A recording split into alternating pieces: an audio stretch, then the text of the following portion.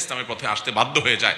আজও যদি আপনার দুর্বল ঈমানকে আপনি সবল করতে চান, দুইটা পথ, কোরআনে কারীমের আয়াতগুলো তাফসীর সহকারে পড়ে ফেলুন A to Z, 2-4 মাস 6 মাস যাই লাগুক। আর দ্বিতীয় হলো নবী সাল্লাল্লাহু আলাইহি সাল্লামের সিরাত গ্রন্থ, কয়েকটা সিরাত গ্রন্থ শুরু থেকে শেষ পর্যন্ত পড়েন।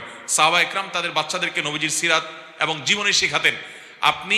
আপনি মুসলমান যুবক, আপনি কোথাকার কোন খেলোয়াড়ের ভক্ত হয়ে রাতকে রাত জাগেন, তার খেলা দেখেন, আপনি নিজেকে তার ফলোয়ার বলে দাবি করেন।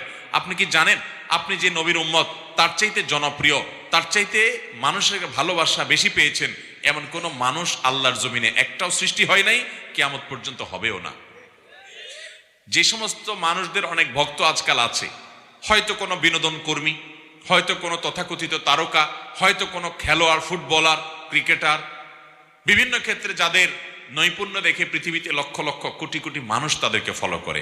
আজ থেকে 100 বা 200 বছর পরে এই মানুষগুলো